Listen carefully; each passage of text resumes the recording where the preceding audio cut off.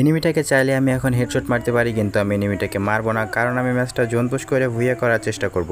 এনিমিটা এখনো বুঝতে পারিনি আমি কোথায় আছি আর এখান থেকে যে ওকে দেখতেছি, কারণ আমি অনেক সেফটি নিয়ে কাভারে ছিলাম। এখানে আর কাভার নেওয়ার জায়গা নেই, তাই এখন এখান থেকে আমাকে সরে যেতে হবে, কিন্তু এনিমিটা এখানে আমাকে একদম অনেকটা ড্যামেজ করে দেয়। তো দেখা যাক আমি ম্যাচটা কাভার নিয়ে কোনো রকম জোন পুশ করে ভুইয়া করতে পারি কিনা। তো তোমরা যারা ভিডিওটা দেখতেছো অবশ্যই কিন্তু ভিডিওতে একটা লাইক করে দিবা। ভাই এত কষ্ট করে ভিডিও করি বাট তোমরা কেউ লাইক কমেন্ট কিছুই করো না। এখানে কিন্তু আমাকে গুলালের মধ্যে কাভার নিয়ে থাকতে হবে। এনিমিটা কিন্তু দেখো গুলালও ফাটাই দিতেছে, তাই আমার কাছে একটা মিনি ড্রপ আছে। এই ড্রপটা আমি এখানে ফেলে দিলাম, কারণ এই ড্রপের মধ্যে এখন আমাকে কাভার নিতে হবে, কারণ এনিমিটা যে কোনো মুহূর্তে আমাকে গুলাল ফাটায় মারা দিতে পারে। এখানে প্যাক করেও কিন্তু জোন পুশ করে ভুইয়া করা সম্ভব না, আর এখন তো ভাই 4টার বেশি সুপার মেডিকেট নেওয়া যায় না।